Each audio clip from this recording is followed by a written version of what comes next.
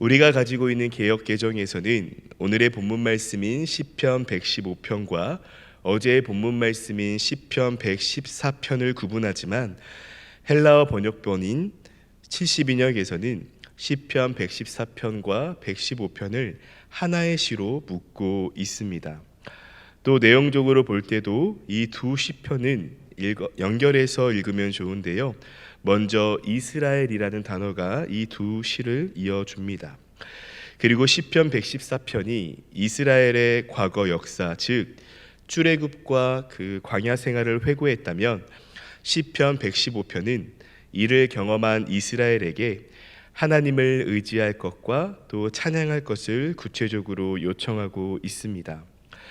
이 새벽 출애굽을 경험한 이스라엘에게 하나님을 의지할 것과 찬양할 것을 구체적으로 요청하고 있는 이 시편 115편 말씀을 통해 하나님께서 우리에게 주시는 세 가지의 메시지를 함께 살펴보려고 합니다.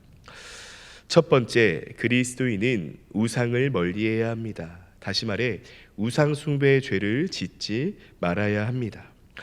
시편 기자는 본문 말씀 4절부터 7절까지 우상의 무능함을 묘사하고 있습니다.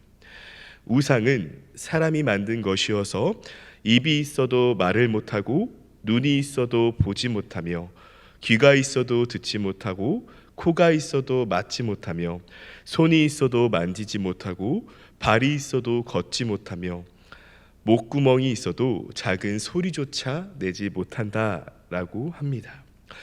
시편 기자가 이렇게 우상을 무능한 존재로 묘사한 것은 이스라엘 백성으로 하여금 믿음을 확고하게 하며 온전히 하나님만을 의지하도록 하기 위해서입니다.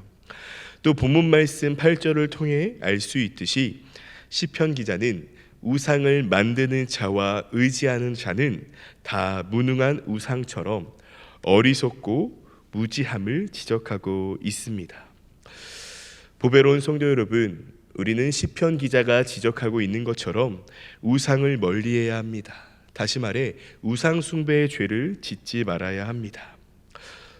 전도사님, 저는 우상을 멀리하고 우상 숭배의 죄를 짓지 않는데요. 그래서 이 새벽을 깨워 하나님께 예배하죠 라는 눈빛을 보내시는 것 같은데요. 제가 말씀을 준비하며 발견한 우상 숭배의 세 가지 요소를 함께 나누어 보려고 합니다. 한번 점검해 보시기 바랍니다. 먼저 1차적 우상 숭배란 바로 오늘 본문 말씀에서 계속해서 나오는 인간이 만든 형상화된 신입니다. 또 하나님 외에 이방신을 섬기는 것이죠. 아마 성도님들께서는 이 1차적 우상 숭배는 가볍게 패스하시겠죠. 네, 다음으로 2차적 우상 숭배가 있는데요. 제가 종종 설교를 통해서도 나누었듯이 그것은 바로 하나님보다 내가 더 사랑하는 것, 하나님보다 내가 더 의지하는 것이 있다면 그것이 바로 우상 숭배라고 했습니다.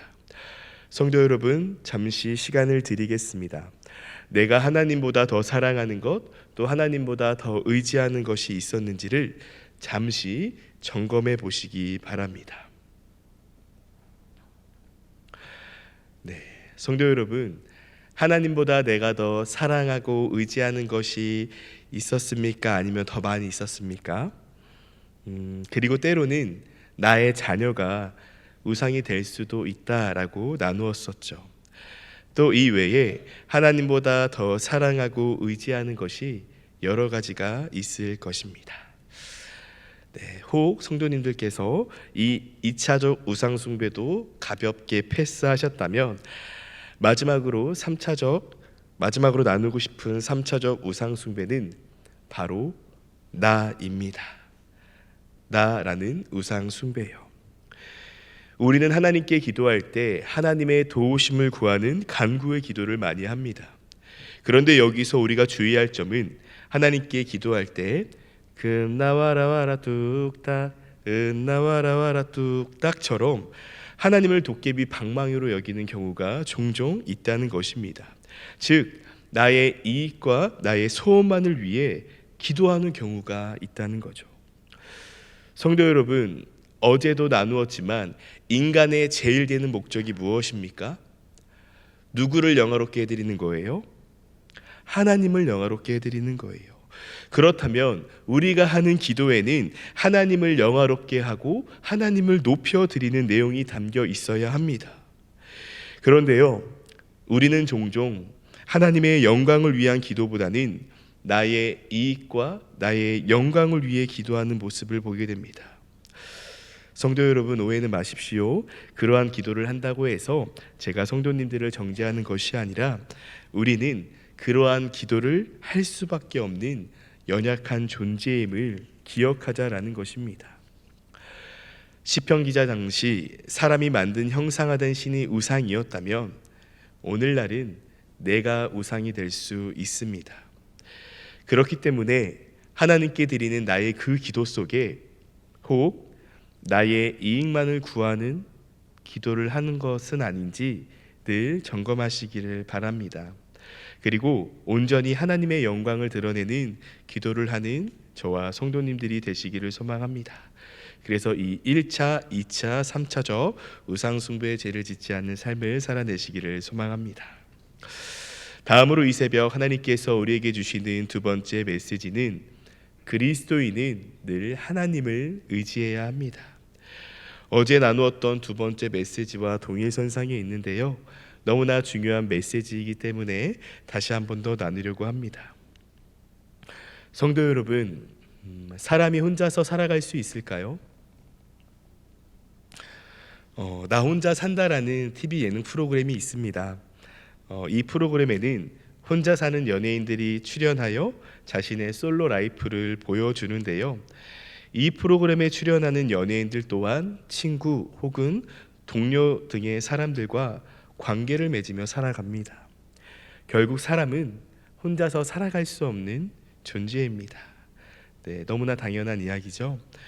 또 사람은 의지할 것을 필요로 하는 존재입니다. 특히 어떨 때요? 어려울 때요. 그래서 사람들은 이런 어려움의 때를 미리 대비합니다. 가령 건강보험 또는 노후자금 마련 등이 그 예가 되겠죠. 이러한 대비책들은 어려움의 상황에 처하게 되었을 때에 의지가 됩니다. 하지만 우리가 너무나 잘 알고 있듯이 이 대비책 또한 완벽한 대비책이 되지 못함을 알고 있습니다. 가령 어떤 사람이 자신의 노후를 위해 펀드를 하거나 세계에서 가장 인정받는 기업의 주식을 가지고 있다고 가정해 봅시다. 그것이 그 사람의 노후를 완벽하게 책임져 줄 수 있을까요? 그 사람이 평생 의지할 수 있는 것이 될까요? 아니죠. 네, 금융위기가 올 수도 있고요. 또 여러 가지 의의로 인해서 완전한 보장은 힘들 것입니다. 네, 혹시나 또 오해 소지가 있을까 해서 말씀드립니다. 노후를 위한 준비를 하지 말라는 말씀이 아닙니다. 할 수 있는 선 안에서 하세요. 하지만 결국 인간의 대비책에는 한계가 있다라는 것을 말씀드리는 것입니다. 하지만 이와 달리 한계가 없으신 분이 계십니다. 누구시죠? 네, 바로 주님이십니다. 그리스도인인 우리가 세상적인 방법에 앞서 하나님을 의지해야 하는 건 바로 하나님께서는 한계가 없으신 분이시며, 또 시편 기자가 본문 말씀 9절과 10절과 11절에서 계속해서 언급하고 있듯 그 주님은 우리의 도움이시고 방패 되시기 때문입니다. 그렇기에 우리는 주님을 전적으로 의지해야 합니다. 그렇다면 성도 여러분, 하나님을 전적으로 의지한다라는 것은 무엇을 뜻하는 것일까요? 어제는 제가 하나님을 의지하는 자는 어떠한 문제 앞에서도 두려워할 필요가 없다라고 나누었고, 그 이유를 하나님은 문제보다 크시며 그 문제를 해결해 주시는 분이시기 때문이라고 나누었습니다. 그래서 하나님을 의지하며 기도하자라고 나누었는데요, 오늘은 조금 더 구체적으로 하나님을 의지하는 것이 무엇인지, 다시 말해 하나님을 의지하는 삶은 어떤 삶인지에 대해 조금 더 깊게 나누어 보려고 합니다. 기도 외에 하나님을 의지하는 방법에 대해서 말이죠. 네, 본문 말씀에 의지하다라는 이 동사를 원어로 보니 바타흐라고 하는데요, 이는 고난 중에 있을 때 어린아이와 같이 하나님을 아무런 조건 없이 신뢰하는 것입니다. 즉 상황의 변화에 따라 하나님을 의지하고 의지 안 하고가 아니라 꾸준히 변함없이 신뢰하는 것을 의미합니다. 그렇기에 하나님을 의지하는 삶은 하나님을 꾸준히 신뢰하는 삶인 것입니다. 하나님을 신뢰했다가 중간에 자신의 방법을 신뢰했다가 다시 하나님을 신뢰했다가 하지 않고 온전히 처음부터 끝까지 하나님을 신뢰하는 것이죠. 이것이 바로 하나님을 의지하는 자의 구체적인 삶이자 행동입니다. 보배로운 성도 여러분, 우리에게 어려움이 찾아왔을 때, 또 그 문제를 놓고 기도할 때 끝까지 하나님을 신뢰하며 기도하시기를 소망합니다. 중간에 문제가 해결될 것 같아서 하나님 여기까지만요, 나머지는 제가 처리할게요 하지 마시고 끝까지 하나님을 신뢰하며 하나님의 도우심을 구하는 저와 성도님들이 되시기를 소망합니다. 그때 우리의 도움이시고 방패 되신 하나님께서 우리와 함께 주실 것입니다. 그리고 더 나아가 우리가 그러한 하나님을 의지하며 경외할 때 하나님께서는 우리에게 복을 허락해 주십니다. 우리 본문 말씀 12절입니다. 우리 함께 읽어보도록 하겠습니다. 함께 읽겠습니다. 본문 말씀 12절입니다. 시작. 여호와께서 우리를 생각하사 복을 주시되 이스라엘 집에도 복을 주시고 아론의 집에도 복을 주시며. 아멘. 시편 기자는 하나님께서 복을 주신다라는 것을 반복해서 이야기하고 있는데요. 이는 백성을 향한 하나님의 사랑과 자비가 끊임없음을 나타내 주는 것입니다. 또 그 사랑이 오늘을 살아가고 있는 우리들에게도 동일하게 계속되고 있습니다. 보배로운 성도 여러분, 우리는 혼자서 살아갈 수 없는 존재입니다. 물론 때로는 나 혼자 산다를 짓고 싶은 생각도 들겠지만 결국 우리는 누군가를 의지하며 살아가야 합니다. 그 의지의 대상이요, 사람이기에 앞서 하나님이시기를 소망합니다. 그리고 하나님을 끝까지 신뢰하며 의지하고 또 더 나아가 하나님을 경외하여 하나님께서 성도님들을 향해 부어주시는 그 은혜와 복까지도 다 받으시기를 소망합니다. 마지막으로 이 새벽 하나님께서 우리에게 주시는 세 번째 메시지는 그리스도인은 생명을 다하는 날까지 하나님을 찬양해야 합니다. 우리 본문 말씀 17절인데요. 다시 한번 함께 읽도록 하겠습니다. 시작. 죽은 자들은 여호와를 찬양하지 못하나니 적막한 데로 내려가는 자들은 아무도 찬양하지 못하리로다. 아멘. 시편 기자는 이스라엘 백성들에게 그들이 살아있는 동안에 하나님을 찬양해야 할 것을 권고하고 있습니다. 왜냐하면 이 땅에서 생명을 다하게 되어 죽음을 맞이하게 되면 더 이상 하나님을 찬양할 수 없기 때문입니다.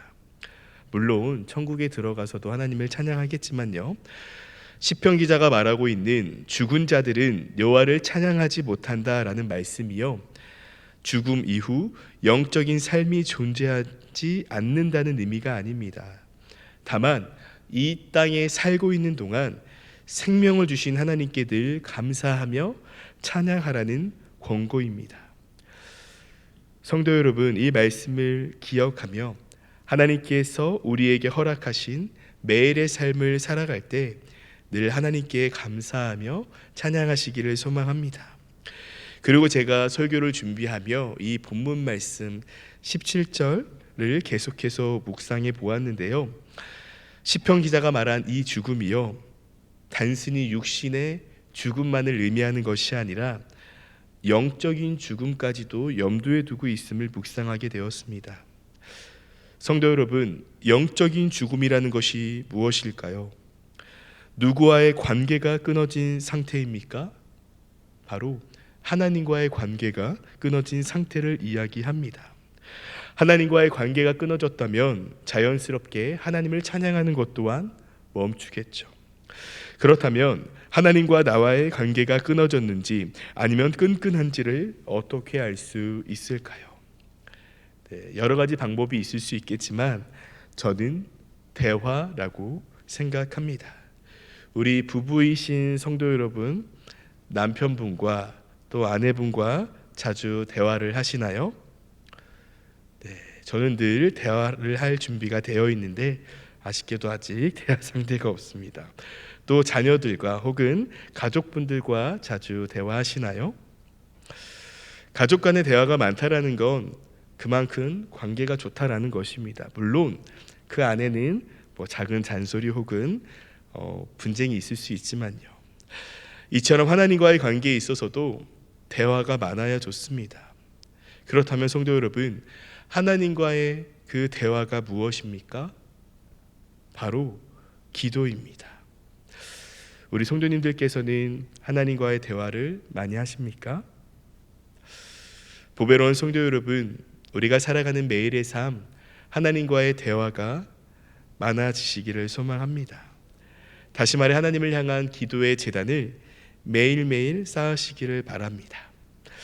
마침 오늘 저녁 8시 또 기도의 제단을 쌓을 수 있는 한만나 기도회가 있는데요. 함께 교회에 나오셔서 하나님과 대화하시고 혹 하나님과 어색하거나 서먹했던 관계가 있다면 회복하시기를 바랍니다. 그리고 한 가지 주의할 점이 있는데요. 기도는 하나님과 대화라고 했는데 대화란 마주 대하여 이야기를 주고받음이라는 사전적 의미를 가지고 있습니다. 그렇기에 하나님께 나의 이야기만 쏟고 휙 가는 것이 아니라 그 기도에 대한 하나님의 응답도 드리시기를 소망합니다. 그 응답은 우리가 하나님께 기도할 때 음성으로 들려주시기도 할 것이고 또 우리의 마음의 감동을 통해 또 설교 말씀을 통해 또 삶에서 하나님의 그 메시지를 깨닫게 해 주실 것입니다. 그래서 하나님과 진정한 대화를 나누시는 우리 성도님들이 다 되시기를 축복합니다. 사랑하는 성도 여러분, 말씀을 정리하겠습니다. 오늘 시편 115편의 말씀은 시편 기자가 출애굽한 이스라엘 백성들에게 하나님을 의지할 것과 하나님을 찬양할 것을 권고한 시였습니다. 그리고 오늘 우리는 이 시편을 통해 세 가지의 메시지를 함께 나누었습니다. 첫 번째, 그리스도인은 우상을 멀리해야 합니다. 특히 나라는 우상을요. 그리고 둘째, 그리스도인은 늘 하나님을 의지해야 합니다. 그것은 끝까지 하나님을 신뢰하는 것입니다. 마지막으로 셋째, 그리스도인은 하나님을 찬양하는 삶을 살아가야 합니다. 우리가 이 세 가지의 삶을 살아내는 것이 결국 하나님의 영광을 위해 살아가는 것입니다. 그렇기에 우리가 살아가는 매일의 삶에서 이 세 가지의 그 메시지가 우리의 삶에 적용될 수 있도록 노력합시다.